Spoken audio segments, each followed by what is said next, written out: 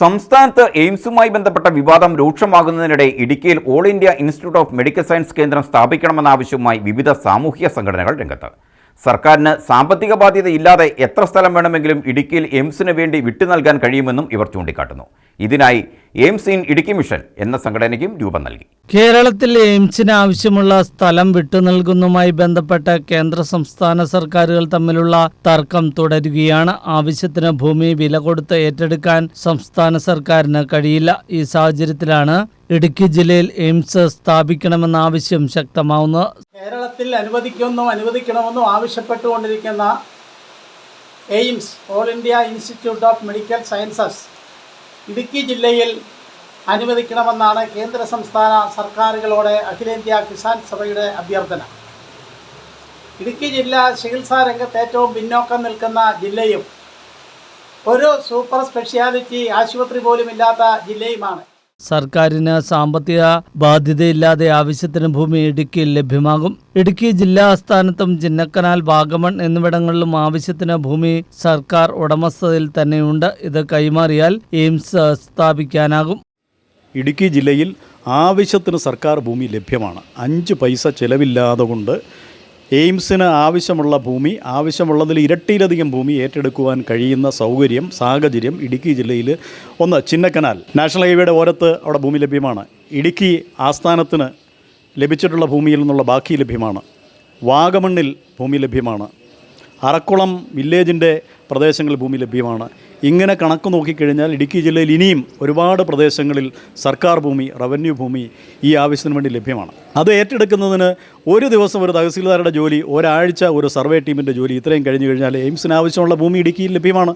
പിന്നെ എന്തുകൊണ്ട് ഇടുക്കിയിൽ സ്ഥാപിക്കുന്നതിനെക്കുറിച്ച് തീരുമാനമുണ്ടാവുന്നില്ല? ഇടുക്കി ജില്ലയിൽ എയിംസ് വന്നാൽ കേരളത്തിന് പുറമെ തമിഴ്നാട്ടിലെ 6 ജില്ലകൾക്കും ഇതിന്റെ ഗുണം ലഭിക്കും. എയിംസ് ഇടുക്കിയിൽ സ്ഥാപിക്കണമെന്നാവശ്യപ്പെട്ട് എയിംസ് ഇൻ ഇടുക്കി മിഷൻ എന്ന സംഘടനയ്ക്കും രൂപം നൽകി. സംഘടനയുടെ രൂപീകരണ യോഗം കട്ടപ്പന വാഴവര ആശ്രമം ഓഡിറ്റോറിയത്തിൽ നടന്നു. യോഗത്തിൽ BB രാജൻ അധ്യക്ഷത വഹിച്ചു.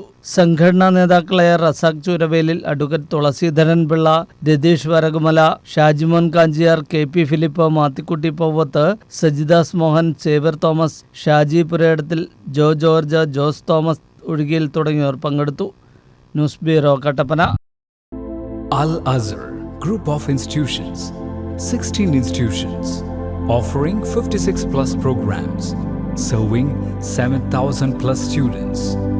Al Azhar, the most versatile campus in South India since 2002.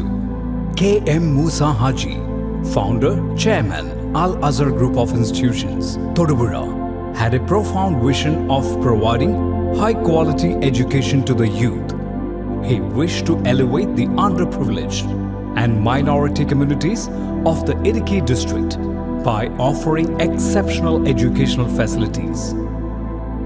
Located in the greenest city of Kerala, Al Azhar offers an adorable environment for learning with 127 acres extensive campus, molding generations from kindergarten to masters.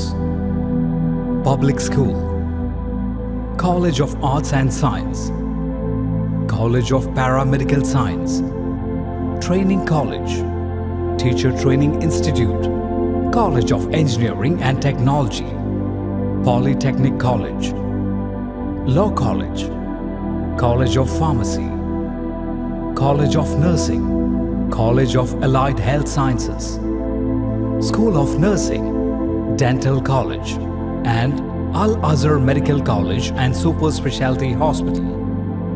Well-developed infrastructure, separate hostel for boys and girls, transportation facilities to major cities and towns nearby, advanced technologies, and expert faculty team, maintaining quality and contributing success, shining light, smiling bright.